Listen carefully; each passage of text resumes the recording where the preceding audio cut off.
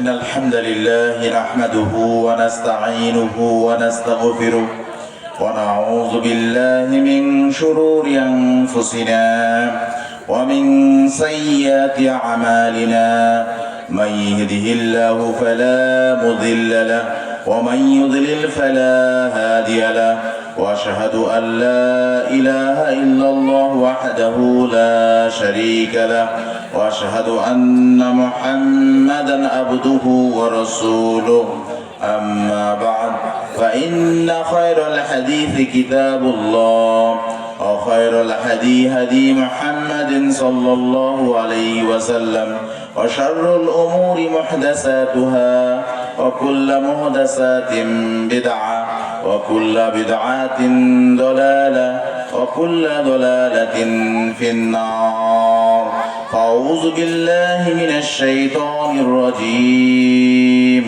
بسم الله الرحمن الرحيم يا أيها الذين آمنوا اتقوا الله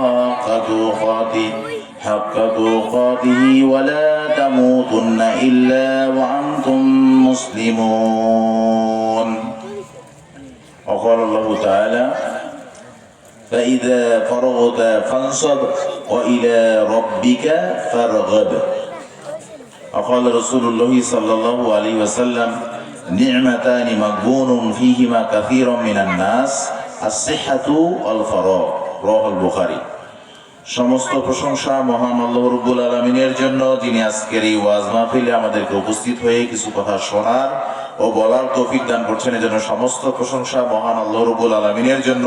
আলহামদুলিল্লাহ। অসংখ্য অগণিত দরুদ ও সালাম বর্ষিত হোক যার আদর্শ, যার রেখে যাওয়া রীতি সুন্নাত বাস্তবায়ন করা আমাদের যাবতীয় প্রচেষ্টা মুহাম্মদ রাসূলুল্লাহ সাল্লাল্লাহু আলাইহি ওয়াসাল্লামের প্রতি। রামডাঙ্গা আমতলী জামে মসজিদের উন্নয়ন কল্পে আয়োজিত আজকের এই ওয়াজ মাহফিলে উপস্থিত বিভিন্ন এলাকা থেকে আগত শ্রোতা মণ্ডলী, মহতারাম সভাপতি এবং বিভিন্ন ওলামায়ে কেরামগণ এবং পর্দার আলে মা ও বোনেরা, আমরা আপনাদের সামনে পবিত্র কোরআনের দুটি আয়াত এবং একটি রাসূলুল্লাহ সাল্লাল্লাহু আলাইহি ওয়াসাল্লামের অসংখ্য হাদিস থেকে একটি হাদিস পাঠ করেছি। তার আলোকেই আমরা আপনাদের সামনে একটি আলোচনা করার প্রয়াস করব। ওমা তৌফিক ইল্লা বিল্লাহ। শুরুতেই আপনাদের মনোযোগ আকর্ষণ করছি। আপনারা কি মনোযোগী?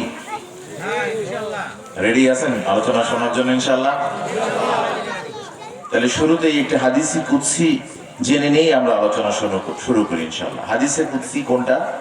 যেটা রাসূলুল্লাহ সাল্লাল্লাহু আলাইহি ওয়াসাল্লাম বলেছেন কিন্তু আল্লাহ বলেন। আল্লাহ রাব্বুল আলামিন বলছেন, ইযা তাকাররাবাল আবদু শিবরান তাকাররাবতু ইলাইহি যিরাআন। কেউ যদি আল্লাহর জন্য এক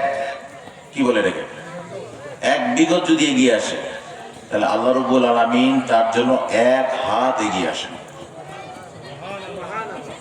তাহলে এখন যদি যারা এদিক সেদিক ঘোরাফেরা করছে, তারা যদি এই প্যান্ডেলের গুরুত্ব বুঝে, আল্লাহর দিন বা আল্লাহর যে সন্তুষ্টি এই অর্জনের জন্য যদি এক পা দুই পা, এক বিগত নয়, এক পা মানে কি এক বিগতের অনেক বড়, তাই না? তো যত বেশি পায়ে হেঁটে সে আসবে, সে যতটা না আল্লাহর জন্য কাছে আসবে আমাদের, আল্লাহ রাব্বুল আলামিন তার জন্য তার চেয়ে বেশি পরিমাণে এগিয়ে আসবে। এই জন্য আমরা বলছি এদিক সেদিক ঘোরাফেরা করার কোনো সুযোগ নেই। কাজে আমরা অনুরোধ করবো, আসুন আপনারা, যেহেতু আলোচনা অলরেডি শুরু হয়ে গেছে, তাই আপনাদের মনোযোগ আকর্ষণ করছি। নারী পুরুষ সবার উদ্দেশ্যে আমরা বলতে চাচ্ছি যে আমরা এদিক সেদিক ঘোরাফেরা না করে আমরা যেন সবাই প্যান্ডেলে চলে আসি। ইতিমধ্যেই জানতে পেরেছি যে মহিলাদের জায়গা সংকুলন না হওয়ায় সেখানে একটা পরিবেশ, মানে এমন পরিবেশ তৈরি হয়েছে যে সেখানে জায়গাই নেই। কিন্তু পুরুষ প্যান্ডেলে কিন্তু এখনো বেশ কিছু জায়গা রয়েছে যে জায়গাগুলো খালি আছে এখনো। তো যারা আমরা দেখলাম আসার সময় গাড়িতে যখন আসছিলাম তখন লক্ষ্য করলাম যে অনেকগুলো লোকজন ওই দোকানে ব্যতিব্যস্ত। ভুল দেখছি আমি? ঠিক তো নাকি? তো তাদেরকে অনুরোধ করবো আমরা যে এই আয়োজনগুলো করা হয় মানুষকে কোরআন এবং হাদিস শিক্ষা দেওয়ার জন্য, ওই চানাচুর বিস্কিট মুড়ি বিক্রি করার জন্য নয়। কাজে আমরা অনুরোধ করব যারা এদিক সেদিক ঘোরাফেরা করছেন দ্রুতই আলোচনা শোনার জন্য চলে আসবেন ইনশাআল্লাহ। তো আমরা আল্লাহ রাব্বুল আলামিন যে কথাটি বলেছেন সেই কথার আলোকে আমরা আপনাদের সামনে আজকে যে বক্তব্যটা উপস্থাপন করতে যাচ্ছি, সেই বক্তব্যের মূল বিষয় হচ্ছে যে আল্লাহর জন্য সময় ব্যয় করা। আজকে আমাদের সারা বাংলাদেশের চিত্র এমন, আমরা সারা দিন মানুষের জন্য সময় ব্যয় করতে রাজি আছি। ঘন্টার পর ঘন্টা একটা কি যে বলছে একজন ব্যক্তি, তার কথা শুনেই যাচ্ছি। তার মানে কি? মানুষের জন্য সময় ব্যয় করতে রাজি। কিন্তু আল্লাহ রাজিমন্দির জন্য, আল্লাহ রেজামন্দির জন্য বা আল্লাহ সন্তুষ্টির জন্য আমরা সময় ব্যয় করতে রাজি না। বাস্তবতা নয় এটা? এটা কি বাস্তবতা নাকি বাস্তবতা না? বাস্তবতা। তো কাজেই আজকে আমরা এই আলোচনা থেকে যেন আল্লাহর জন্য সময় ব্যয় করতে পারি, এই শীর্ষক একটি আলোচনা করার প্রয়াস হবে ইনশাআল্লাহ। আল্লাহ রাব্বুল আলামিন বলেন, ফাইযা ফারাগতা ফানসাব ওয়া ইলা রাব্বিকা ফারগাব। যখনই তুমি অবসর প্রাপ্ত হবে, তখনই তুমি তোমার রবের ইবাদতে কি করবে? মনোনিবেশ করবে, নিমগ্ন হবে। তো আমরা কি অবসর থাকি না নাকি? থাকি না? কিন্তু আপনি আজকের এই আলোচনা থেকে একটি বিষয় স্পষ্ট হয়ে যান যে রাসূলুল্লাহ সাল্লাল্লাহু আলাইহি ওয়াসাল্লাম বলছেন যে অধিকাংশ মানুষ দুইটা জিনিসের ধোঁকায় আছে।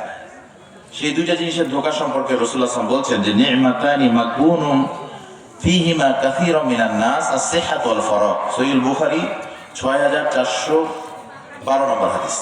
রাসূল বলছেন যে দুইটা নিয়ামত আছে, যে দুইটা নিয়ামতের ধোঁকায় পড়ে আছে অধিকাংশ মানুষ। সেই দুইটা নিয়ামত জানতে চান না? একটা হচ্ছে সিহহাতু, সুস্থতা, একটা হল ফারাগ, অবসরতা। অবসর থাকা এবং সুস্থতা, এই দুটো আল্লাহর কি নিয়ামত। আর এই দুটো নিয়ামতের ধোঁকায় অধিকাংশ মানুষ পড়ে আছে। এটা কি বাস্তবতা কিনা? তাই আমরা আপনাদেরকে আজকে এখান থেকে আপনাদেরকে একটি বিষয় আমরা আলোকপাত করার প্রয়াস করব। আল্লাহ আমাদের জন্য সহজ করে দিক বোঝার জন্য, এবং আমাকেও আলোচনা করার জন্য সহজ করে দিক, আমিন। এবার আমরা আপনাদেরকে বাস্তব একটি বিষয় আপনাদেরকে বলি।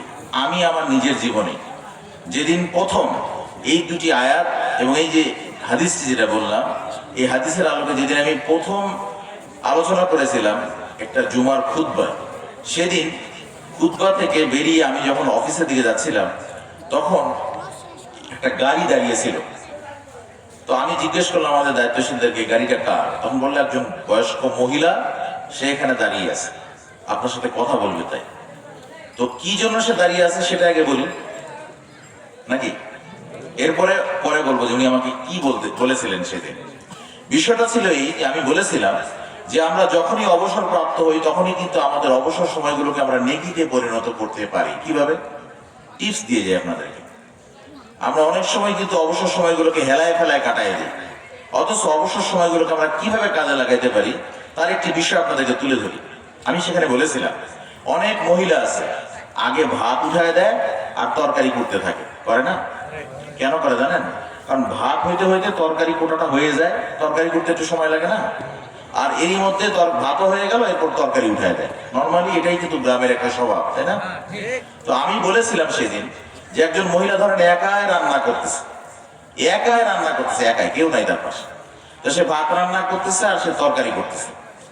এখন সে ছোট্টটুকু আপ অ্যান্ড ডাউন, উপর নিচ করলো না, এমনিতেই শুধু রান্না করেই গেল। মোটামুটি 1-1.5 ঘন্টা লেগে গেল। এই মহিলা কি কোনো নেকি পেল না, তাই না? পক্ষান্তরে ওই মহিলাদেরকে আমরা বলছি, যদি ওই মহিলাটা একাই বসে যে রান্না করলো, তরকারি করতেছে, এখন যদি সে বলে সুবহানাল্লাহ ওয়ালহামদুলিল্লাহ ওয়ালা ইলাহা ইল্লাল্লাহ আল্লাহু আকবার লা হাওলা ওয়ালা কুওয়াতা ইল্লা বিল্লাহ, নেকি পাবে নাকি পাবে না? পাবে না?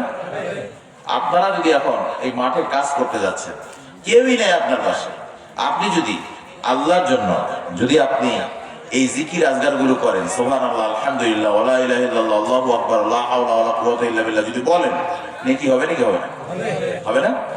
এই যে নেকি হচ্ছে, আপনি এখান থেকে, এটা কি রামডাঙ্গা, তাই না?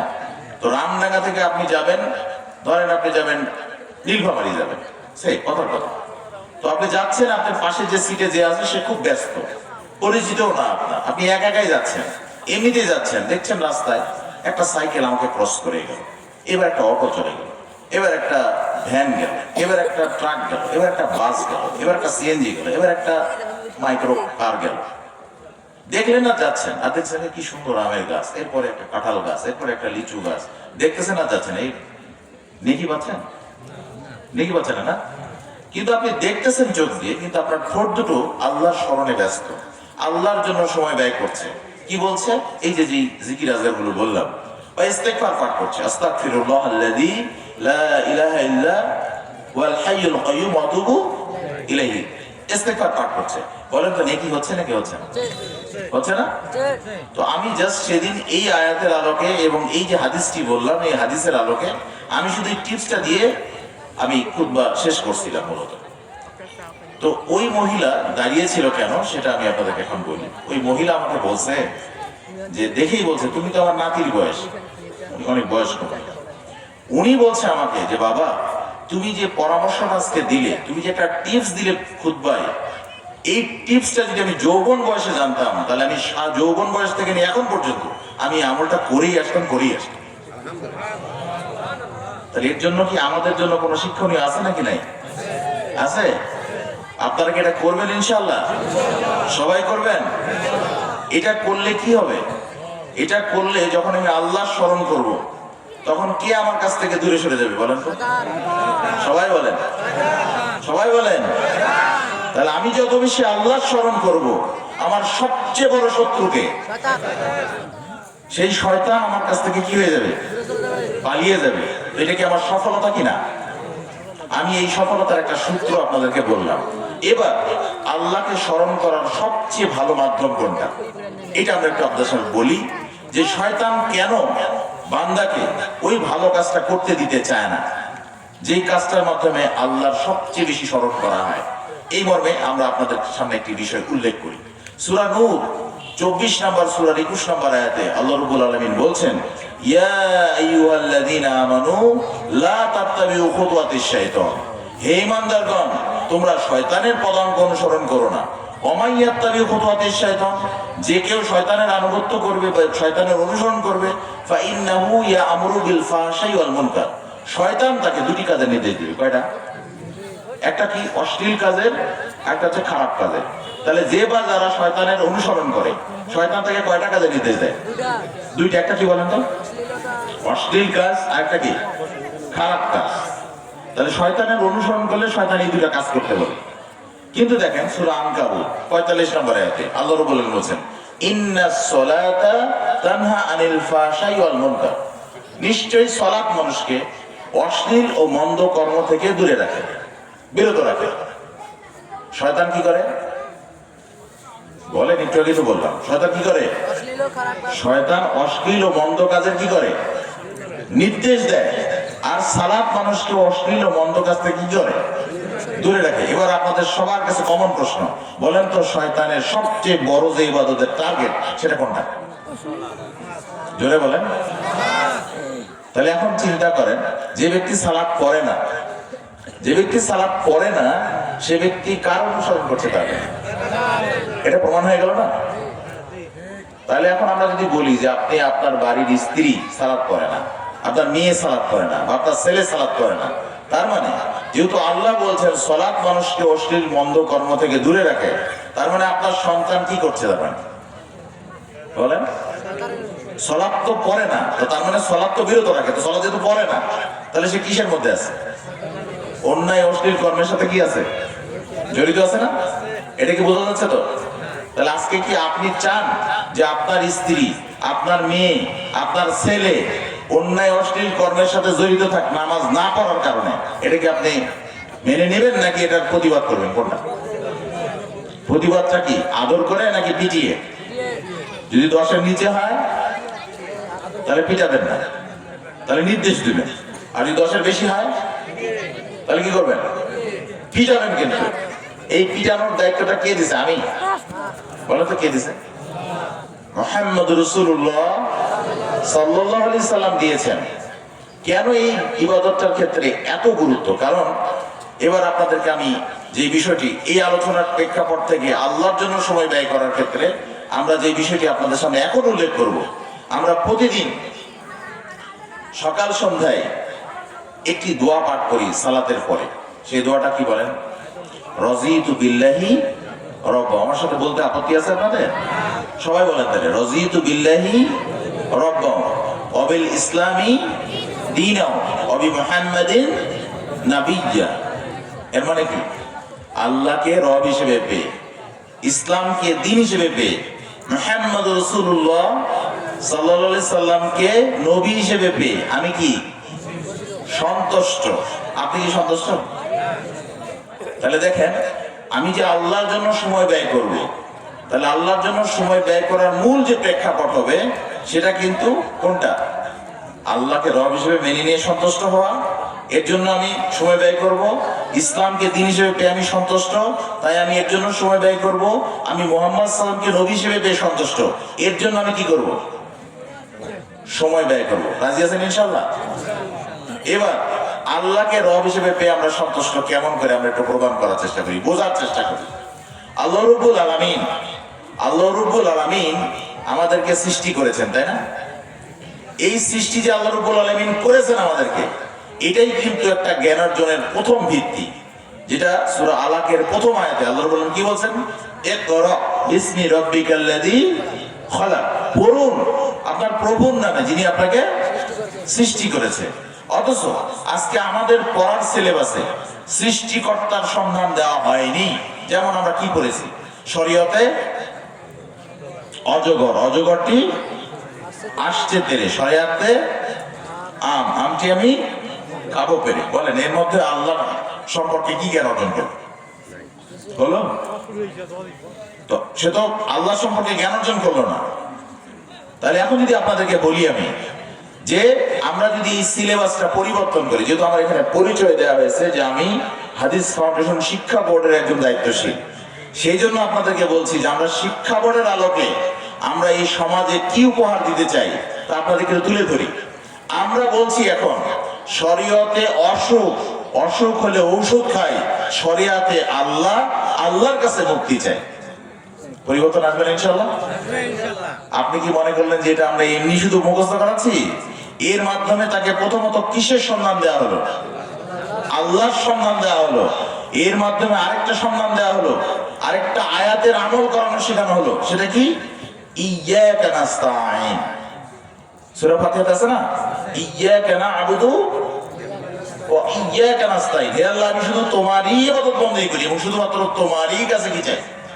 সাহায্য প্রার্থনা করি। তার মানে এই প্র্যাকটিসটা একটা ছোট্ট সোনামণিকে আমরা শিখাচ্ছি। তার মানে আমরা দায়িত্বহীন হয়ে বলতে পারি এটা, যে একটা ছোট্ট শিশু বাচ্চা যখন সেটা বুঝবে যে আমি ওষুধ খাইলেও এই ওষুধের কোনো ক্ষমতা নাই আমাকে মুক্তি দেওয়ার, আল্লাহ যতক্ষণ পর্যন্ত মুক্তি না দিচ্ছে, সেটা বুঝবে যে আমি যতক্ষণ পর্যন্ত আল্লাহ আমাকে সুস্থতা না দান করবে, এই অসুস্থতা থেকে মুক্তি না দিবে, ততক্ষণ পর্যন্ত কোনো কবর বাজার পূজায় যে কোনো লাভ হবে না। হবে? তো এইটাই, এই শিক্ষাটাই আমরা দিতে যাচ্ছি। আপনারা কি এতে খুশি? এইরকম সিলেবাস আমরা প্রণয়ন করি, আপনারা কি চান? তাহলে আপনাদের বাড়িতে তো ছোট ছোট সোনামণি আছে, আছে না? আছে কি নাই? তো তাদের জন্য এই বইগুলো আপনারা সংগ্রহ করার চেষ্টা করবেন ইনশাআল্লাহ। আরেকটা বিষয় তাহলে বলি, এখন আমরা আরো শিখাচ্ছি কতে কোরআন, কোরআন পড়ো দিনে রাতে, খতে খাবার, খাবার খাও ডান হাতে। পরিবর্তন আসবে? আজকে কি আমাদের সন্তানরা দিনে রাতে কোরআন পড়ে? তো তাকে শেখানো হচ্ছে কতে কোরআন, কোরআন পড়ো দিনে রাতে, খতে খাবার, খাবার খাও ডান হাতে। এখন এইটা শিক্ষা গ্রহণ করে যখন বাড়িতে গেল, আর আপনি বাবা যদি আপনাকে যে দেখে যে আপনি বাম হাতে পানি পান করছেন বা বাম হাতে কিছু খাচ্ছেন, তো ওই সন্তান কি আপনাকে বাবাকে হিসেবে বলবে না যে আব্বা আপনি বাম হাতে কেন খাচ্ছেন, খাবার কোন হাতে খেতে হয়? যদি আপনি বাবা হিসেবে ওই সন্তানের কাছ থেকে এই কথা শোনেন, আপনি কি খুশি হবেন নাকি বেজার হবেন? খুশি হবেন না? একইভাবে যদি কোনো মা, যদি কোনো মায়ের কাছে যে কোনো সন্তান যদি যে দেখে যে তার মা বাম হাতে কোনো কিছু খাচ্ছে বা বাম হাতে পানি খাচ্ছে, ওই সন্তান কি মাকে বলবে না যে মা খাবার কোন হাতে খেতে হয়? ডান হাতে, খাবার তো বাম হাতে খেতে হয় না। এতে কি ওই মা খুশি হবে নাকি বেজার হবে? খুশি হবে না? তো এই ধরনের সিলেবাস আমরা প্রণয়ন করে আপনাদেরকে দিই। আপনারা কি চান? আল্লাহ রাব্বুল আলামিন আমাদেরকে এই কাজটা যথাযথভাবে আদায় করার তৌফিক দান করুক, আমিন। কারণ আজকের সমাজের যে অবস্থা, এই অবস্থা থেকে আমি আপনাদেরকে একটা বিষয় দায়িত্বহীন হয়ে বলতে পারি যে আজকে আমাদের সিলেবাসের মধ্যে বলেন কি সুদ হারাম নাকি যাকাত হারাম? সুদ ফরজ নাকি যাকাত ফরজ? এখন বলেন দিকে আমাদের সিলেবাসে কোনটা আছে? মানে যেটা হারাম সেটা আমাদের সিলেবাসে আছে, যেটা ফরজ সেটা সিলেবাসে নাই। তার মানে এই 90% মুসলমানের দেশ আমরা যে দাবি করি, এই দাবির ভিত্তিতে আমরা বলবো যে এখন পর্যন্ত শিক্ষা সিলেবাসে যতদিন পর্যন্ত না যাকাত যে ফরজ, এই যাকাতের বিধিবিধান যতদিন পর্যন্ত শেখানো না হবে ততদিন পর্যন্ত এই মুসলমান দেশ হিসেবে গর্ব করার কোনো সময় থাকবে না। এর জন্য আমাদের কিছু কাজ আছে কিনা, এই বিষয় নিয়ে আপনাদের সামনে আমি আলোচনা আগাবো এবং আপনাদেরকে একটার পর একটা টপিকস আমি বলে যাবো ইনশাআল্লাহ। আপনারা মনোযোগী জানেন ইনশাআল্লাহ। এবার পরের টপিক, আজকে আমরা যে বললাম যে আল্লাহকে রব হিসেবে পেয়ে সন্তুষ্ট, তাহলে যেই ব্যক্তি আল্লাহকে রব হিসেবে পেয়ে সন্তুষ্ট সে কি আল্লাহকে ছাড়া অন্য কারো কাছে মাথা নত করতে পারে? আল্লাহকে ছাড়া কি অন্য কারো কাছে সেজদা দিতে পারে? যদি সে আল্লাহকে পেয়েই সন্তুষ্ট হয়, আল্লাহকে রব হিসেবে পেয়েই যদি সন্তুষ্ট হয়, তাহলে তো সে কখনোই অন্য কারো কাছে মাথা নত করতে পারে না। কিন্তু আজকে আমাদের বাস্তব চিত্র কি? বাস্তব চিত্র হচ্ছে এটাই যে আল্লাহকে বাদ দিয়ে আমরা অন্যের কাছে মাথা নত করছি, অন্যের কাছে সেজদা করতেছি না। তাহলে এগুলো কি ইসলামে জায়েজ? জায়েজ তো এগুলো হারাম। এবং এর কারণে মানুষ শিরিক করে, আর শিরিক করলে কি হয়? আল্লাহ রাব্বুল কি বলেছেন, ওমাই ইশরিক বিল্লাহ ফাকাদ হারামাল্লাহু আলাইহিল জান্নাহ। যে ব্যক্তি শিরিক করলো তার জন্য জান্নাত কি হয়ে যায়? হারাম হয়ে যায়। কাজে আমরা আপনাদেরকে সন্ধান দিয়ে যাচ্ছি, আজকে আমাদের সব জায়গায়, গ্রামে গঞ্জে সব জায়গায় শিরকি চর্চার যে একটা মানে প্রতিফলন আমরা দেখছি, তার বিপরীতে আমরা বলতে যাচ্ছি যে এই সমস্ত প্রচলিত শিরকগুলো থেকে আমাদেরকে যত দ্রুত সম্ভব ফিরে আসেন। তার দু একটা শিরক বলি। একটা হচ্ছে আমাদের সমাজে দেখা যায় মায়ের কসম, বাপের কসম, কোরআনের কসম, মসজিদের কসম, মাটির কসম, আছে না? আছে না? নাই? আজকে একটা ঘটনা দেখলাম। তো এই যে কসমগুলোকে কি বলা হয়? রাসূলুল্লাহ সাল্লাল্লাহু আলাইহি ওয়াসাল্লাম হাদিসে বলছেন, মান হালাফা বিগায়রিল্লাহ ফাকাদ কাফারা ওয়া আশরাকা। যে ব্যক্তি আল্লাহ ব্যতীত অন্যের নামে শপথ করলো, সেই ব্যক্তি কুফরি করলো এবং সেই ব্যক্তি শিরক করলো। করবে না? আর করবেন? মায়ের কসম, বাপের কসম, কোরআনের কসম, মসজিদের কসম, এগুলো খাবে না? কসম খাইলে কার খাবেন? আল্লাহর কসম খাবেন। এছাড়া অন্য কারো কসম খাওয়াটা কি? এটা কুফরি এবং এটা শিরকি। আমরা আপনাদেরকে দায়িত্বহীন হয়ে বলতে পারি যে এগুলো তো গেল সামাজিক একটা কসমের শিরক। আমরা যদি আপনাদের বলি, আমাদের পার্লামেন্টে যেটা হয় যে এই নামে কসম করা হয়, সেটা কি আল্লাহর নামে হয় নাকি সশব্দ চিত্রে শপথ করে দিতেছে যে ওইটা বলা হয়? তো যদি আল্লাহর নামে না হয় তাহলে ওইটাও কি? ওইটাও শিরক। এই যে একটা বিষয় বললাম, দেখেন এটা কিন্তু ছোট বিষয় নয়, it's not a matter of joke.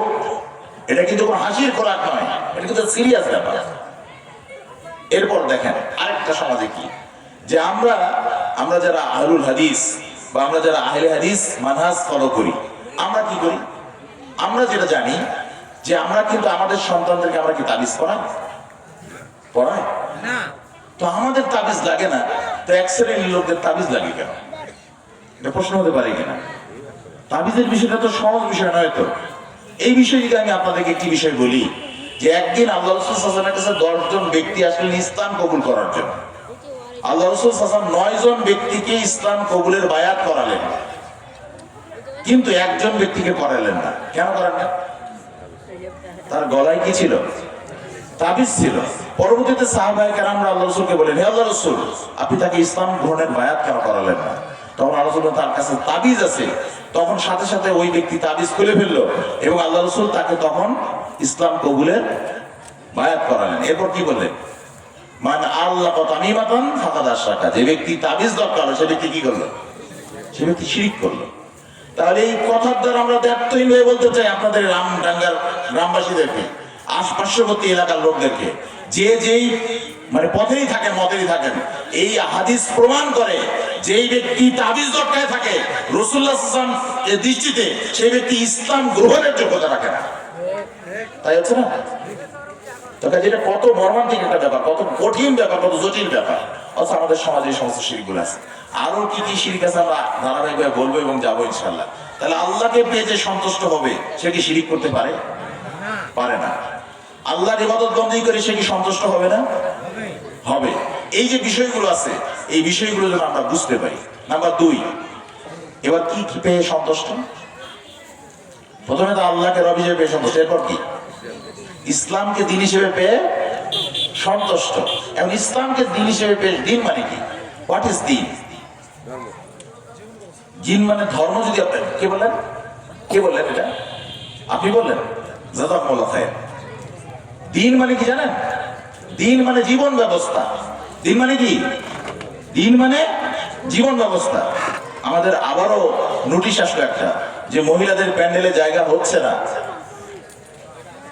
যার জন্য মা বোনদেরকে একটু এগিয়ে আসার জন্য অনুরোধ করা হচ্ছে, একটু কাছাকাছি বসবেন যাতে করে সবার জায়গাটা সংকলন হয়। তো আমরা যে আলোচনা করছিলাম, দিন মানে কি? তাহলে জীবন ব্যবস্থা। আজকে শিখে যাই তাহলে। তো দিন মানে যে জীবন ব্যবস্থা, এই জীবনের মধ্যে আমার ব্যক্তি জীবন আছে না নাই? আমার অর্থনৈতিক জীবন আছে না নাই? আমার পারিবারিক জীবন আছে না নাই? আমার সামাজিক জীবন আছে না নাই? আমার রাজনৈতিক জীবন আছে না নাই? তার মানে দিন মানে কিন্তু ইসলাম। আর এই ইসলাম আমার সব জায়গায় থাকতে হবে। ব্যক্তি জীবনে থাকতে হবে, পারিবারিক জীবনে থাকতে হবে, সামাজিক জীবনে থাকতে হবে, অর্থনৈতিক জীবনে থাকতে হবে, রাজনৈতিক জীবনেও থাকতে হবে। তাহলে ইসলাম। তাই বুঝাচ্ছে না?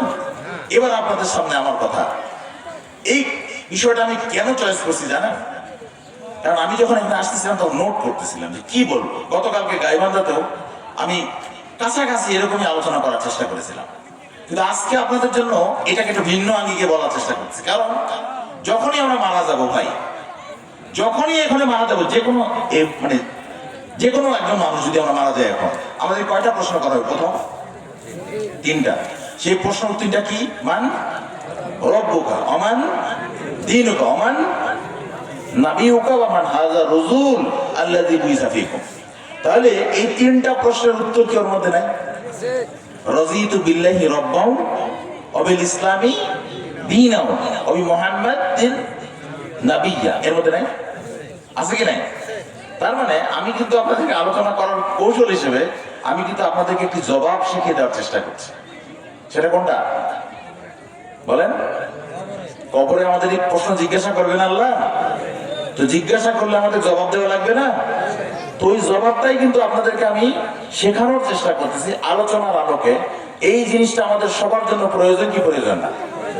আপনি যদি সারা জীবন আলোচনা শুনে থাকেন আর কবরের শাস্তি মাফ হবে কিভাবে এইটাই যদি আপনি না জানেন, তাহলে আপনার জীবনের তো মানে এই ব্যর্থতা হয়ে গেল না।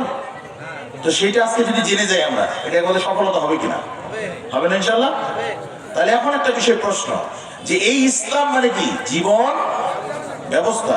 আমি এই ভাইকে সত্যি অন্তর থেকে দোয়া করছি, আল্লাহ তাকে কবুল করুক, আমিন। কারণ এই উত্তরটাই আমরা জানি না। আমরা দিন মানে ধর্ম মনে করি, দিন মানে কিন্তু জীবন ব্যবস্থা। আর আল্লাহ রাব্বুল আলামিনের কাছে এই কোন জীবন ব্যবস্থাটা গ্রহণযোগ্য বলেন তো? আল্লাহ কি বলছেন? ইন্না দীনা ইনদাল্লাহিল ইসলাম। আল্লাহর নিকটে একমাত্র মনোনীত জীবন ব্যবস্থার নাম কি? ইসলাম। বা আল্লাহর নিকটে একমাত্র দিনের নাম কি? ইসলাম। আজকে একটা গবেষণায় আসছে কি জানেন? সারা পৃথিবীতে প্রায় 4200 ধর্ম আছে। কয়টা? 4200 ধর্ম যদি থেকে থাকে, তাহলে আজকের এই রামনগর এই ওয়াজ মাহফিল থেকে আমরা ত্যাগতহীনভাবে ঘোষণা দিতে পারি, যদি 4200 ধর্ম ঠিক হয়, আছে ধরেন এটা, তাহলে আমরাও ত্যাগতহীনভাবে এর প্রেক্ষিতে এটা বলতে পারি যে 4199টা ধর্মই মিথ্যা, শুধুমাত্র ইসলাম ধর্মই সত্য। তাহলে এখন যদি আপনাদেরকে বলি যে এই ইসলাম ধর্মের একজন অনুসারী হতে পেরে, এই ইসলাম ধর্মের একজন মানে কি বলবো, একজন ফলোয়ার হিসেবে আমি কি আল্লাহর জন্য শুকরিয়া আদায় করবো না? আসুন আমরা সবাই শুকরিয়া আদায় করি, আলহামদুলিল্লাহ। তাহলে এখান থেকে একটা বিষয় স্পষ্ট হলো যে ইসলামকে দিন হিসেবে পেয়ে আমি সন্তুষ্ট। এটা কি? এই জিনিসটা কি? এটা একটু তাফসীর করি, এটা একটু ব্যাখ্যা দিই। যে ইসলাম মানে জীবন ব্যবস্থা। জীবন ব্যবস্থার মধ্যে দিন শুরু হয়, তাই না? ফজর থেকে দিন শুরু হয় না? জীবন ব্যবস্থা, জীবন তো আমার জীবনের মধ্যে শুরু হয় কখন? ধরেন যখন ঘুম থেকে উঠলাম তখন থেকে। তো সুবহে সাদিকে যখন আমি ঘুম থেকে উঠি, ঘুম থেকে ওঠার পর আমি কি বলি? ইসলামের কি বিধান আছে এখানে? কি জীবন বিধান আল্লাহ রাসূল আমাদেরকে দিয়েছে বলেন? কোন দোয়া আছে না নাই? কি আছে? আলহামদুলিল্লাহিল্লাযী আহইয়ানা ওয়া বাদানা ওয়া আমাতানা ওয়া ইলাইহিন নুশুর। যদি আপনাদেরকে প্রশ্ন করি কয়জন পারেন এই দোয়াটা? দেখেন, আমি কিন্তু আপনাকে আবারও বলতেছি, ইসলাম বা দিন জীবন ব্যবস্থার মধ্যে প্রতিদিন এই দোয়াটা যখন আমি ঘুম থেকে উঠবো তখন আমার জীবন ব্যবস্থার মধ্যে এই দোয়াটা আছে না নাই? কিন্তু আমি এটা জানি না। তাহলে আজকে জানি না, আমি 2026 সালের এই ওয়াজ মাহফিলে আবার আসবো, আবারও বলবো জানি না। এটা কি সমাধান? এটা কি সমাধান? তার মানে আপনি ইসলামের এই জীবন ব্যবস্থাটা আপনি এটা বুঝতে পারেন, এটা যে আপনাকে জানতেই হবে, কারণ এটা প্রতিদিন লাগবে। এটা প্রতিদিন লাগবে না? তাহলে এইটা যখন আমি বলবো তখন কার স্মরণ হবে? আল্লাহর স্মরণ হবে। এরপরে আমি কোথায় যাব? ওয়াশরুমে যাওয়া লাগে। ঘুম থেকে ওঠে মানুষ কোথায় যায়? ওয়াশরুমে যায়। ওয়াশরুমে যাওয়ার জন্য দোয়া আছে না নাই? কি দোয়া বলেন? আল্লাহুম্মা ইন্নী আউযু বিকা মিনাল খুবুসি ওয়াল খাবাইস। এই যে বললাম, এটা কার স্মরণ হলো? আল্লাহর স্মরণ। এবার ওয়াশরুমে গেলাম, ওয়াশরুম থেকে প্রয়োজনীয় হাজত শেষ করে আমি এবার উযু করতে আসবো, তাই না? কি বলে উযু করবো? বিসমিল্লাহ বলে উযু করবো। কার স্মরণ? আল্লাহর স্মরণ। এবার বিসমিল্লাহ বলে উযু শেষ। উযু শেষ করার পর আমার কোনো দোয়া আছে না নাই? কালেমা বলতে হয় না? এই যে কালেমা বললাম, তো কার স্মরণ হলো? আল্লাহর স্মরণ। এবার জামা কাপড় পরলাম, জামা কাপড় পরার পর বাড়ির থেকে বের হয়ে যাচ্ছি, তো কি বলবো? বিসমিল্লাহি তাওয়াক্কালতু লা হাওলা ওয়ালা কুওয়াতা ইল্লা বিল্লাহ। কার স্মরণ হলো? আল্লাহর স্মরণ হলো। এবার রাস্তায় যেতে যেতে একটা লোকের সাথে দেখা, আসসালামু আলাইকুম ওয়া রাহমাতুল্লাহ। কার স্মরণ? সেও বলবে ওয়ালাইকুম আসসালাম, ওটাও কার স্মরণ? বলে এবার মসজিদে গেলাম, যে ডান পাটা দিলাম, কি বলবো? আল্লাহুম্মা আফতাহ লি আবওয়াবা ওয়া রাহমাতিক। বলেন কার স্মরণ? আল্লাহর স্মরণ। এবার আমি যে সালাতে দাঁড়ালাম, আল্লাহু আকবার। বলেন কার স্মরণ? আর সালাতে যা কিছু বলি সব কার স্মরণ? সব আল্লাহর স্মরণ কমপ্লিট করে এবার মসজিদ থেকে বেরোচ্ছি, কি বলবো? আল্লাহুম্মা ইন্নী আসআলুকা মিন ফাদলিক। কার স্মরণ? আল্লাহর স্মরণ। এই স্মরণ করতে করতে এবার রাস্তায় এসে দেখতেছি সকাল হয়ে গেছে, ফজর। দেখছি একটা খুব সুন্দর একটা দৃশ্য দেখলাম, কি বলবো? না না না, মাশাআল্লাহ। সুন্দর জিনিস দেখলে কি বলতে হয়? মাশাআল্লাহ। দেখেন, আমি ইসলাম শিখাচ্ছি কিন্তু আপনাদেরকে। Am I right? বুঝতে পারছি কি? এটা কিন্তু ইসলাম। এটাই আমাকে প্রতিদিন লাগে। অন্যান্য জিনিসগুলো লাগে ওটা পরে, আপনার তো জানবেনই অবশ্যই, কিন্তু এটা তো প্রতিদিন লাগে রে ভাই। প্রতিদিন লাগে না? যদি প্রতিদিনের এই চর্চা যদি আমরা না জানি, তাহলে আমরা কিন্তু প্রকৃত অর্থে আমরা কিন্তু আসলে ইসলামের অনুশীলন থেকে আমরা দূরে চলে যাচ্ছি। এরপরে দেখেন, যদি আমরা শুনি অমুক ব্যক্তি মারা গেছে, নিউজ আসলো, কি বলবো? ইন্না লিল্লাহ। এটা যেমন আপনি জানেন, ওগুলো কিন্তু জানা কি নফল ফরজ। এই ফরজ বিষয়গুলো জানাটাই হচ্ছে ইসলাম। এইটাই হচ্ছে ইসলাম। এবার দেখেন, এবার খাইতে যাবো, বাড়িতে যে খাওয়া দাওয়া করবো, কি বলবো? শেষ করলাম, কি বলবো? কার স্মরণ হলো? কিন্তু শয়তান প্রতি মুহূর্ত আমাদেরকে এই কথাগুলো, মানে এই জিকির আজগার গুলো, এই বিধিবিধানগুলো, এই জীবন ব্যবস্থা থেকে আমাদেরকে দূরে রাখার জন্য আমাদেরকে ভুলিয়ে রাখে না? আমিও তার ব্যতিক্রম না, আমার ভুল হয়, স্মরণ থাকে না অনেক সময়। তাহলে আবার কি করতে হয়? মনে করাইতে হয়। এই করতে করতে সারাদিন চলে গেল, একটা যানবাহন উঠবেন, তার দোয়া নাই? তাহলে এই যে এত কিছু আছে, কিন্তু আমরা কয়জন এগুলো ফলো করি? যে বা যারা ফলো করে তারাই কিন্তু ইসলাম পেয়ে কি সন্তুষ্ট। বুঝতে পারলেন? আর যে করে না এটা, সে তো ইসলাম পেয়ে সন্তুষ্ট, এটা প্রমাণ নাই। এখন যদি আমার ধরেন একজন ব্যক্তির দুইটা সন্তান আছে, দুইটা সন্তানই বলছে, আব্বা আমরা আপনাকে পিতা হিসেবে পেয়ে খুব সন্তুষ্ট আলহামদুলিল্লাহ, কিন্তু একটা ছেলে আনুগত্য করে, একটা ছেলে আনুগত্য করে না।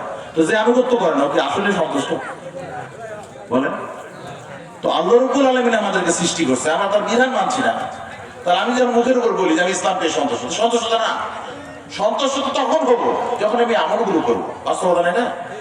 তাই আমরা আপনাদেরকে বলতে চাচ্ছি যে এটার কিন্তু বাস্তবায়ন আমরা চাই। আপনারা কি আমলগুলো করতে পারবেন ইনশাআল্লাহ?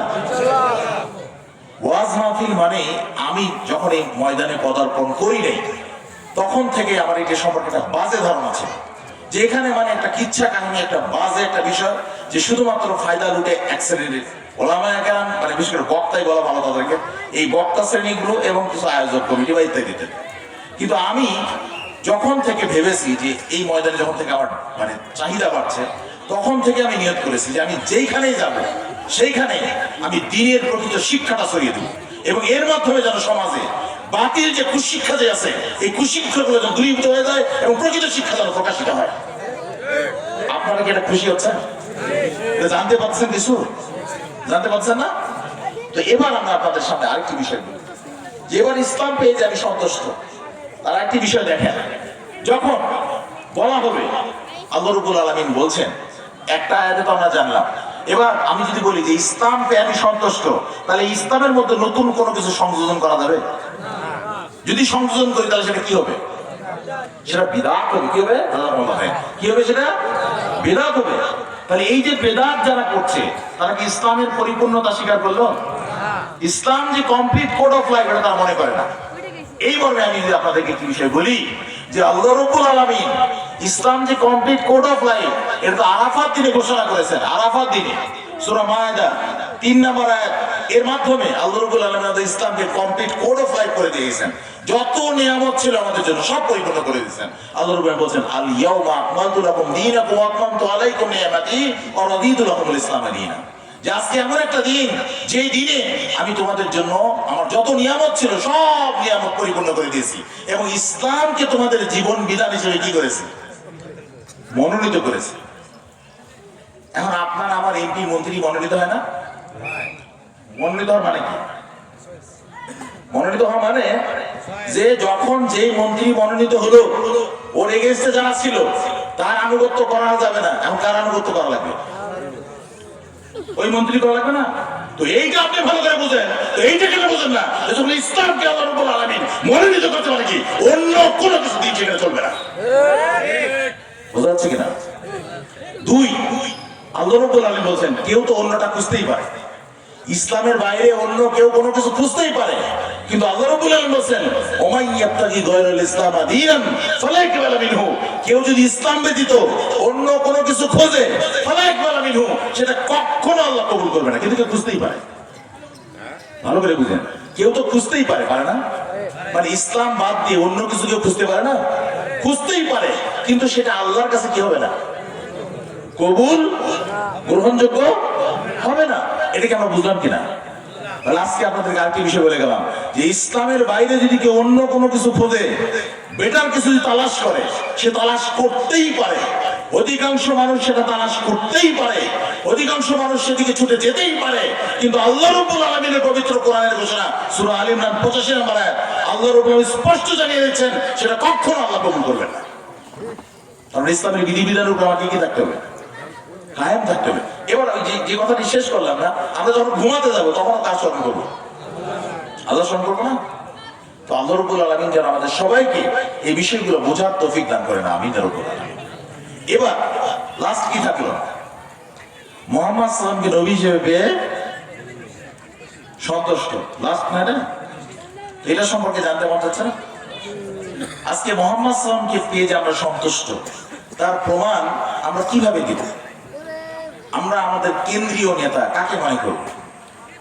তার আগে আপনাদেরকে বলি, আজকে মানুষের ভালোবাসা পাওয়ার জন্য যে একটা প্রতিযোগিতা চলছে। কেন?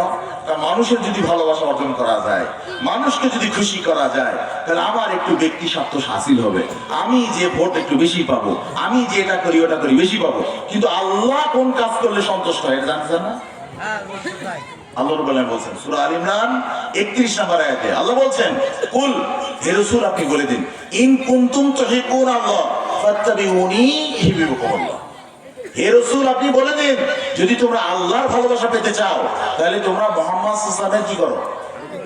অনুসরণ করো। যদি তোমরা মুহাম্মদ সাল্লাল্লাহু আলাইহি ওয়াসাল্লামের অনুসরণ করো তাহলে আল্লাহ তোমাদেরকে কি করবেন?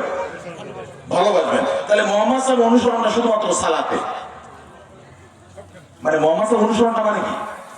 আমি ভাগ করে নিই, একটু ভাগাভাগি করি। একটু ভাগটা কিরকম? যে আমি সালাতে শুধু মুহাম্মদ সাল্লাল্লাহু আলাইহি ওয়াসাল্লাম অনুসরণ করবো খাঁটি ভাবে।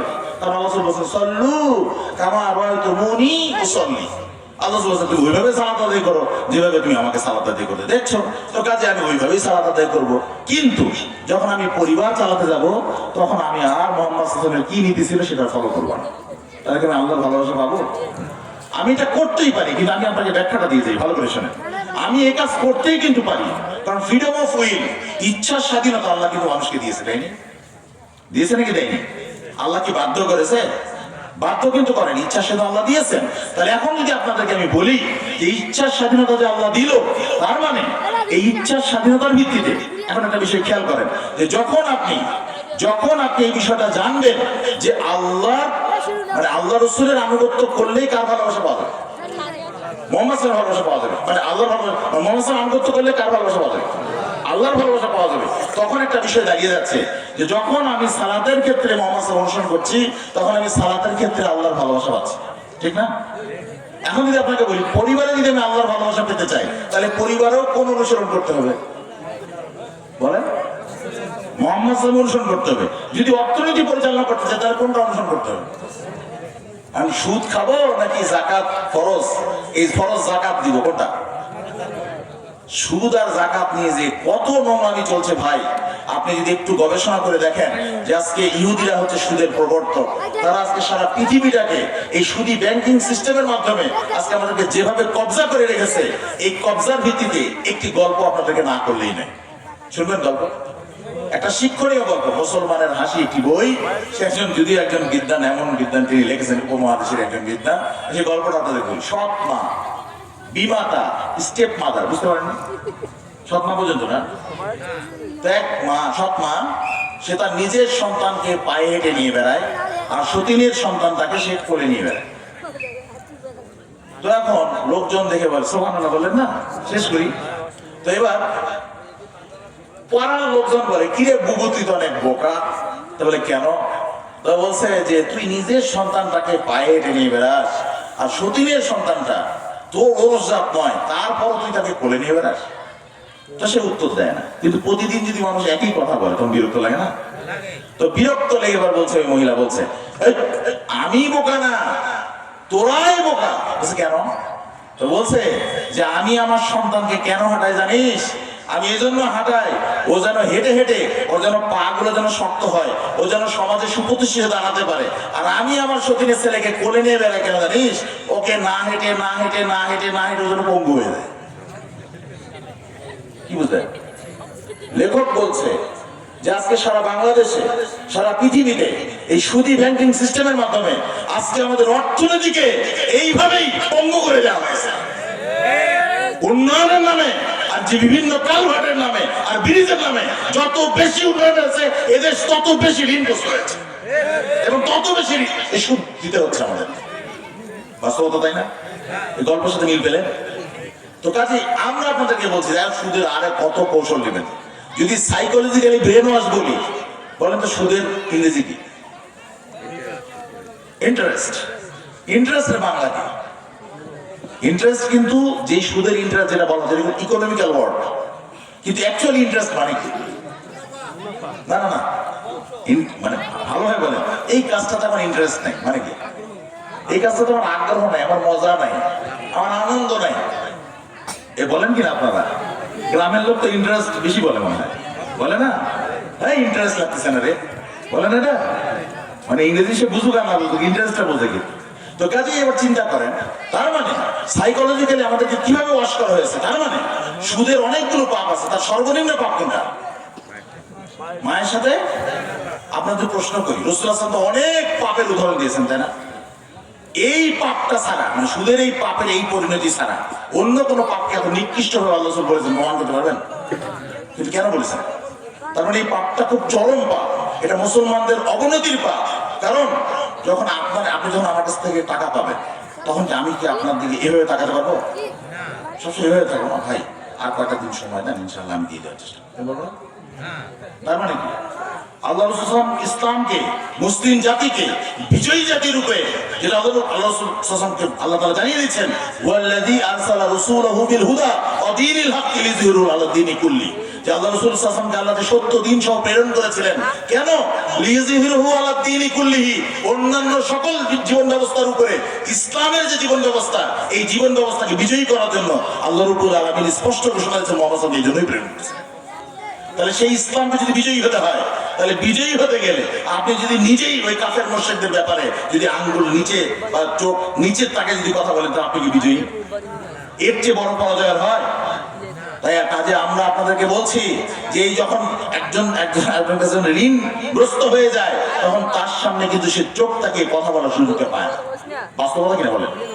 তো ঠিক তেমনি আজকে দেশ যারাই পরিচালনা করুক বা যারাই পরিচালনা করেছে, যারা ঋণগ্রস্ত করেছে, তারা অন্যান্য ওই ক্ষমতাধর রাষ্ট্রগুলো যারা আছে তাদের কাছে এরা চোখ রাঙিয়ে কথা বলার সাহস পায়। পক্ষান্তর যদি এই যে বললাম, এই জন্য রাসূল কেন এটাকে নিম্ন পাপ বললেন, যে এই পাপ থেকে যেন মুক্ত থাকতে পারে। এটা খুব কঠিন পাপ, এই জন্য এখান থেকে আমাদের ব্যাক করতে বলছে।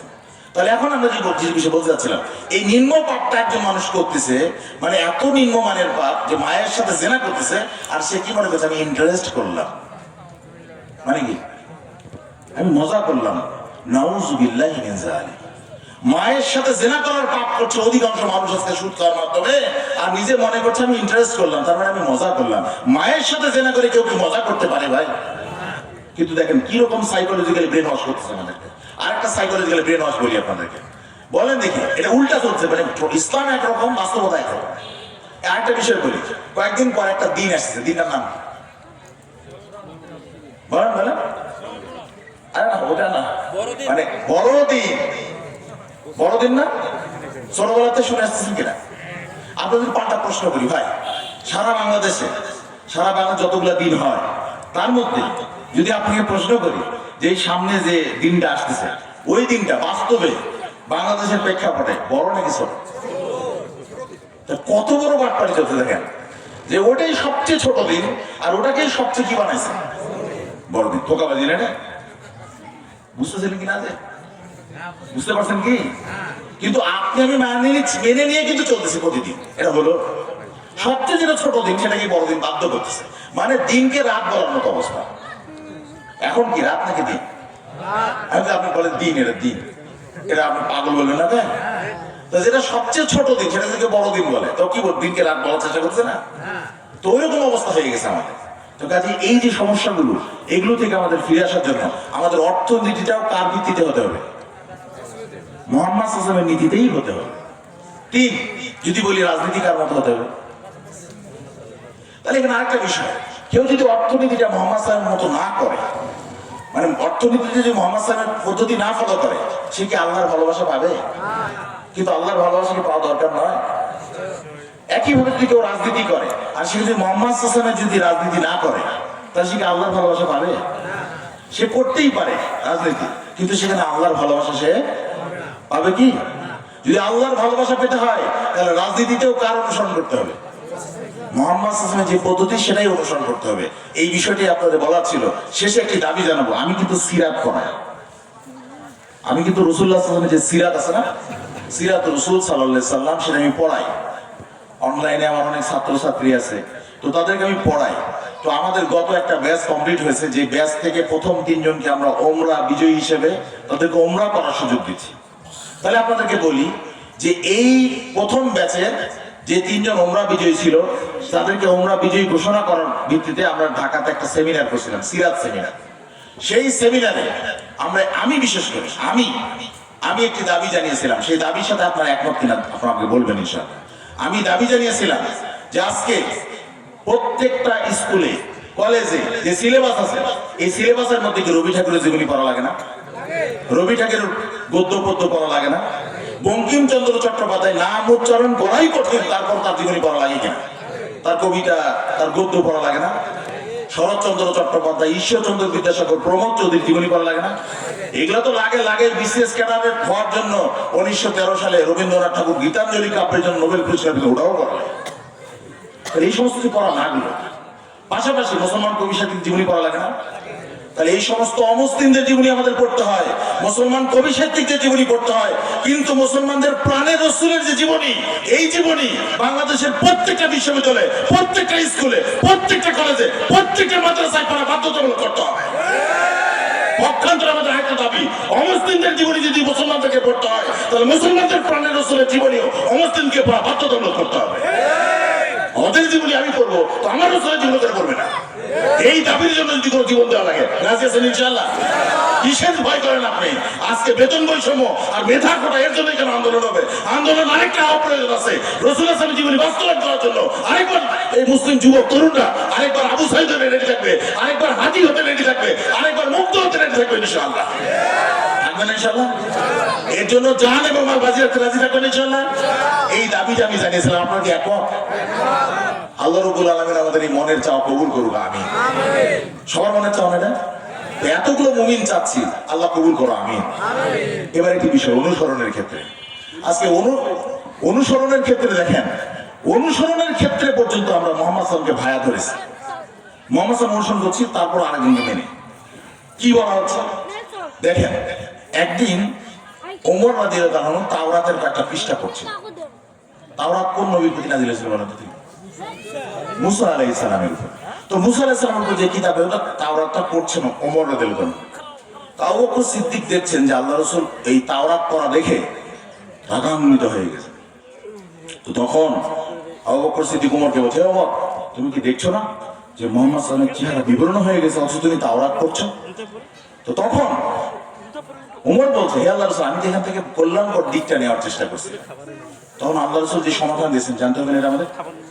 তখন আল্লাহ রাসূল বলছেন, লাকাদ জিতুকুম বিহা বাইদান নাকিয়া, তুমি আজকে তাওরাত পড়তেছো, অথচ আজকে আমি তোমাদের জন্য একটা পরিচ্ছন্ন জীবন ব্যবস্থা তোমাদের সামনে নিয়ে এসেছি। ওয়ালাউ কানা মূসা হাইয়ান মা ওয়াসিয়াহু ইল্লা ইত্তিবাই, আজকে যার প্রতি তাওরাত নাযিল হয়েছে সেও যদি পৃথিবীতে থাকতো তো আমার অনুসরণ করা ছাড়া অন্য কোনো গত্যন্তর তার থাকতো না। সুবহানাল্লাহি ওয়া বিহামদিহি। তার মানে যদি আমি আপনাকে এখন পাল্টা বলি, যদি অন্য কোন নবীর অনুসরণই না চলে তাহলে অন্য কোন ব্যক্তির, অন্য কোন ইমামের, অন্য কোন পীরের, অন্য কোন রাজনীতির ব্যক্তিত্ব কিভাবে তার মতো চলতে পারে? যেখানে নবী চলে না, নবীরই আদর্শ চলে না ওই আগের দিনে, তাহলে এখন বর্তমানে অন্য কাজ চলতে পারে কি করে? এরা কি তার চেয়ে বড় হয়ে গেছে নাকি? বলেন, এটা কি বুঝতে অসুবিধা হচ্ছে? তাই আমরা মিশকাতে 177 নম্বর হাদিস, হাদিসটা বলে রাখবেন। কাজে আমরা আপনাদেরকে বলতে চাই যে এই প্রচলিত এই গোলক ধারায় না থাকে, মুহাম্মদ সাল্লাল্লাহু আলাইহি ওয়াসাল্লামের ভালোবাসার সাথে আমরা আরেকবার যদি ঐক্যবদ্ধ হতে পারি, তাহলে এই সমাজ থেকে এই জাহিলিয়াত, এই কুসংস্কার, এই শিরক, এই বেদাত দূর করা কোনো ব্যাপারই না ইনশাআল্লাহ। কিন্তু দরকার আপনার আমার ভিতরে যে তেজ, এই তেজটা বের করে নিয়ে আসা। এই তেজ তো আমাদের নাই। আমি আমাদের যখন সেন্ট্রালি কোনো প্রোগ্রাম হয়, কেন্দ্রীয় কোনো প্রোগ্রাম হলে আমি একটি গল্প বলার চেষ্টা করি। আমরা এখন ওই রকম হয়ে গেছি। কেমন? একটা ঈগলের ডিম, কাল্পনিক গল্প, শিক্ষণীয় বিষয়টা পরে বলছে। তাই একটা ঈগলের ডিম উপর থেকে পড়ে গেছে মাটিতে, তার মুরগির ডিমের সাথে মিশে গেছে। তো মুরগির ডিমের থেকে কি হবে ভাই? মুরগি। আর ঈগলের ডিম থেকে ঈগল। তো এবার ঈগল আর মুরগি দুজন একসাথে বড় হচ্ছে, বড় হতে বড় হয়ে গেছে। একদিন ঈগল দেখতেছে, কি রে আমার মতোই দেখতে একদল কেন জানি আকাশে উঠতেছে, ইস আমি যদি উঠতে পারতাম। কারণ আপনি বলেন ও কি উঠতে পারে না? ও কিন্তু উঠতে পারে, কিন্তু এই কথা কেন বললো বলেন তো? কারণ ও মুরগিদের সাথে বড় হতে হতে হতে হতে ও নিজে কি হয়ে গেছে? ও নিজে মুরগি হয়ে গেছে। তাই আজ আমরা বলবো, মুসলমানদের রক্ত মানে কি? আলীর রক্ত। মুসলমানের রক্ত মানে ওসমানের রক্ত। মুসলমানের রক্ত মানে ওমরের রক্ত। মুসলমানের রক্ত মানে খালিদ বিন ওলীদের রক্ত। সেই রক্তের ভিত্তিতে আমি বলছি আমরা উঠতে পারি, শুধু দরকার এই মুরগিদের সাথে থাকার বাদ দিয়ে আমরা যদি ঈগলের মতো নিজেকে ভাবতে পারি, আবারও বিপ্লব হবে। সেই বিপ্লবে বাংলাদেশ আবারও ইসলামী বাংলাদেশ হবে ইনশাআল্লাহ। এই মুসলিম বাংলাদেশ ইসলামী বাংলাদেশ পরিণত করার জন্য আপনি আমি যতক্ষণ পর্যন্ত নিজের জান এবং মাল বাজি না রাখবো ততক্ষণ পর্যন্ত পরিবর্তন করা যাবে না। আমি মনে করি পরিবর্তন করা সম্ভবই না। তাই আমি আপনাদেরকে বলবো, আমাদের আজকে ছাত্র ভাইয়েরা থেকে শুরু করে সারা বাংলাদেশে আন্দোলন চলছে, কিভাবে বৈষম্য দূর করা যাবে, কিভাবে অন্যায় দূর করা যাবে, কিভাবে দুর্নীতি দূর করা যাবে। আমরা দায়িত্বহীন হয়ে বলে দিচ্ছি, যতই কথা বলেন আপনারা, যতদিন পর্যন্ত না মুহাম্মদ সাল্লাল্লাহু আলাইহি ওয়াসাল্লামের আদর্শটা এটা মানুষ না বুঝবে, এর উপরে মানুষ একমত না হবে, এটা বাস্তবায়ন না হবে, ততদিন পর্যন্ত চিরদিন কোনোদিন বৈষম্য অন্যায় দুর্নীতি কোনোদিন দূর হবে না। হবে? তাই না? আরেকটা বিষয় বলে যাইতে হবে। আরেকটা বিষয় হচ্ছে যে আজকে আমাদের কি বলা হচ্ছে আজকে আমাদেরকে, যে আল্লাহ রাসূল সাল্লাল্লাহু আলাইহি ওয়াসাল্লামের আদর্শের বাইরে অন্য কোনো আদর্শ চলতে পারে? চলতেই তো পারে না। তো সেখানে আমাদেরকে মানার তো প্রশ্নই আসে না। প্রশ্ন আসে? আজকের এই আলোচনার শেষে চলে আসছি আমি। এখন যা বললাম এই তিনটি বিষয়ে সন্তুষ্টি অর্জন করতে হলে তাহলে আমাদেরকে আল্লাহকে রব হিসেবে মানতে হবে, অন্য কারো ইবাদত করা, শিরিক করা। শিরিকের কিন্তু দুটো উদাহরণ দিচ্ছি, তাই না? আরো তো অনেক আছে। ওগুলো কি আপনাদের বাড়ির কাজ নাকি আমার বাড়ির কাজ বলেন? ওগুলোকে আমি বাড়ির কাজ হিসেবে নিয়ে যাবো না আপনারা নিয়ে যাবেন? আপনারা নিয়ে যাবেন ইনশাল্লাহ। দুই, ইসলামকে দিন হিসেবে সদস্য মানে কি? ইসলাম যে জীবন ব্যবস্থা আমাদেরকে দিয়েছে, এই জীবন ব্যবস্থার বাইরে আমাকে যাওয়া যাবে না। তিন নাম্বার যে বিষয়টা, সেটা কি মুহাম্মদ সাল্লাল্লাহু আলাইহি ওয়াসাল্লামের নবী হিসেবে আমি কি সন্তুষ্ট যদি হতে চাই, তাহলে অনুসরণ করার ক্ষেত্রে কাকে অনুসরণ করতে হবে? আল্লাহর যদি ভালোবাসা পেতে চাই কাকে অনুসরণ করতে হবে? পারবেন না ইনশাল্লাহ? আল্লাহ রাব্বুল আলামিন সবাইকে আল্লাহ রাসূল সাল্লাল্লাহু আলাইহি ওয়াসাল্লামের আদর্শে ইসলামকে দিন হিসেবে গ্রহণ করার এবং আল্লাহকে রব হিসেবে সন্তুষ্ট চিত্তে গ্রহণ করার তৌফিক দান করুন আমি। এবার সুখী হওয়ার মূল মন্ত্র বলি নাকি? এবার সারা বাংলাদেশে যত জায়গায় আমি গেছি এই সুখী হওয়ার মূল মন্ত্রটা বলে গেছে। আপনাদেরকে বলে যাবো না? বলে দেই, তাহলে আমার ধারণা ঠিকঠাক নাকি? একজন বলছে যে ঠিক আছে ইনশাল্লাহ তাহলে আজকে শেষ করে দেন। আমাকে বলছে আমি যদি গল্পটা করে যাই, তো বলছেন না অনেক তো রাত হলো, তো আমি ঠিক আছে আমি চলে যাচ্ছি বলে শুধু উপস্থিত শ্রোতাটাকে বলছি সুখী আর মূল মন্ত্র বলবো নাকি বলবো না? জনগণ কে ওঠেনি বলছেন এটা বলেই যাবেন, না আমরা উঠবোই না। তো আপনারা শুনবেন না? সুখী হওয়ার মূল মন্ত্র, এক নাম্বার মূল মন্ত্র হচ্ছে তাকদীরের প্রতি বিশ্বাস। পারবেন? আল্লাহ যে নির্ধারণ করেছে সেটার প্রতি কি করা? বিশ্বাস করা। এই বিশ্বাসটা করলে যে আল্লাহ কল্যাণ করে তার একটা গল্প শোনায় আপনাদেরকে, তাহলে আপনার এই তাকদীরের প্রতি বিশ্বাসটা আরো দৃঢ় হবে। বিশ্বাস শুনলেন না? গল্পটা হচ্ছে একজন রাজা সে শিকার করতে যায়, সে তার মন্ত্রীকে নিয়ে শিকার করতে যায়। তো মন্ত্রী তো চিনে, রাস্তাঘাট চিনে, কোথায় কোথায় যেতে হবে মন্ত্রী সব জানে। তো মন্ত্রী দেখায় দেয় রাস্তাঘাট, সেও যায়। তো একদিন হয়েছে কি হঠাৎ করে তার হাতটা ইনজিউর হয়ে গেছে। ইনজিউর মানে পর্যন্ত আহত হয়েছে, মানে আঘাত পেয়েছে। তো খুব ব্যথা হচ্ছে, রক্ত ঝরছে। তো তখনও ওই মন্ত্রীর বৈশিষ্ট্য অনুযায়ী, মন্ত্রীর বৈশিষ্ট্য হচ্ছে এরকম যে মন্ত্রী যাই দেখে, যেটাই হোক, ভালো হোক আর খারাপ হোক, সে বলে নিশ্চয়ই আল্লাহ এর মধ্যে কোনো কল্যাণ রেখেছে। তো যখন রাজার ওই হাতটা যখন আহত হয়েছে, তখনও মন্ত্রী বলছে নিশ্চয়ই আল্লাহ এর মধ্যে কোনো কল্যাণ রেখেছে। তো রাজা বলছে আচ্ছা ঠিক আছে। এবার রাজা বাড়িতে আসছে, আসার পর ডাক্তার দেখাচ্ছে। তো ডাক্তার বলছে যে আপনার তো আঙ্গুলটা কেটে ফেলতে হবে, যদি আঙ্গুল থাকে তো রক্ত পড়া বন্ধ করা যাবে না, তো আঙ্গুলটা কেটে ফেলতে হবে। তো তখন ওই মন্ত্রী বলছে যে নিশ্চয়ই এর মধ্যে কোনো কল্যাণ আছে। তো রাজা গেছে এবার খেপে, যে কিরে আমার হাত কেটে গেছে তাতে তুই বললি কল্যাণ আছে, বুঝলাম। এখন হাত নগি কেটে আমার আঙ্গুলি কেটে ফেললো তাও তুই বুঝি কল্যাণ আছে, একে জেলখানায় ভরা। তো তখন ওই মন্ত্রী বলছে নিশ্চয়ই আমার জেলখানায় যাওয়ার মধ্যেও কোনো কল্যাণ আছে। তো তখন ওই মন্ত্রী রাজা বলছে তোমার কল্যাণ কি আছে বাবা, তুমি জেলখানায় যে খোঁজো। ছেড়ে দিছে জেলখানায়। এবার রাজা যখন সুস্থ হয়েছে, তো এবার সে যেহেতু মন্ত্রী নাই, মন্ত্রীকে জেলখানায় পাঠাচ্ছে, এবার সে একা একাই বনে গেছে শিকার করতে। তো যেহেতু রাস্তাঘাট তো ভালো চেনে না, এবার করছে কি একদল মূর্তি পূজারীদের খপ্পরে পড়ে গেছে। ওই মূর্তি পূজারীরা আবার একজনকে বলি দেওয়ার জন্য, মূর্তি বলি দেয় না, তো বলি দেওয়ার জন্য একটা লোক খুঁজতেছিল। তো দেখে যে এই ভদ্রলোককে পাওয়া গেছে, একে নিয়ে চলো, একে বলি দিই। এবার বলি দিতে নিয়ে গেছে। তো সংক্ষেপ করি, তো বলি দেওয়ার জন্য যখন গেছে তখন দেখে যে কি এর তো আঙ্গুল কাটা, এ তো ক্ষুধা, তাহলে এর তো কি হবে না, এর তো বলি দেওয়া যাবে না, তাহলে ছেড়ে দাও, ভালো একটা নিয়ে আসো যাও। তখন রাজা বলছে ওরে মন্ত্রী, এখন আমি বুঝলাম যে আল্লাহ যে মধ্যে কল্যাণ ছিল, এইটা আমি ক্লিয়ার হলাম যে এই আঙ্গুল কাটার মধ্যেও কি ছিলাম, কল্যাণ ছিল। ও ভালো কথা, তারপর ওকে আমি জেলখানায় পাঠাইছিলাম, তো ও তো বললো জেলখানায় যাওয়াটাও নাকি ওর কল্যাণ ছিল। তো ওকে জিজ্ঞেস করি তোমায় কি কল্যাণ পেল? তো এবার মন্ত্রী কোথায় যাও, মন্ত্রীকে ডেকে আসে। তো মন্ত্রীকে এবার ডেকে আসছে। তো মন্ত্রীকে এবার বলছে যে বলো তুমি, আমি তো বুঝলাম যে এই কারণে এই ঘটনা ঘটছে, যাতে বুঝলাম যে আমার আঙ্গুল কেটে যাওয়ার মধ্যে কল্যাণ ছিল। তো তোমাকে তো জেলখানায় পাঠালাম, তো তখন তো তুমি বললে তোমার অনেক কল্যাণ, তো তোমার কি কল্যাণ ছিল? তো তখন মন্ত্রী বলছে যে রাজা সাহেব, আমি যদি জেলখানায় না থাকতাম তাহলে আপনি কি একা একা বনে যেতেন? বলছে না, তা তো যেতাম না। আমাকে যদি আপনি নিয়ে যেতেন, তো আপনার তো আঙ্গুল কাটা, আমার তো আঙ্গুল কাটা না, তার মানে আপনাকে আবার ছেড়ে দিতে আমাকে কি করতে? বুঝতে পারেননি? তো তখন ওই মন্ত্রী বলছে তার মানে আমি যে জেলখানায় যাইনি, সরি আমি যে শিকার করতে যাইনি, আমাকে জেলখানায় বন্দি করলেন, এই জেলখানার বন্দির মধ্যে এই কল্যাণটা ছিল। তাহলে কি বোঝা গেল? আমরা আপাত দৃষ্টিতে অনেক কিছু বুঝতে পারি না, কোনটা আল্লাহর জন্য, কোনটা আমার পক্ষে কল্যাণ আমি জানি না।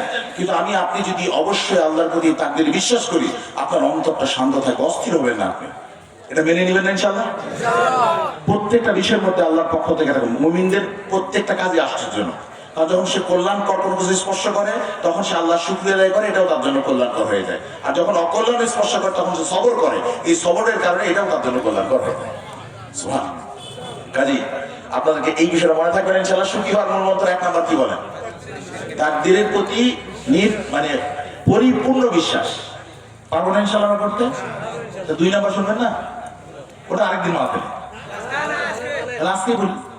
2 নম্বর হচ্ছে তাওয়াক্কুল, আল্লাহর উপরে ভরসা করা। একটা কি তাকদীর, আরেকটা কি তাওয়াক্কুল। তাওয়াক্কুলটা কি?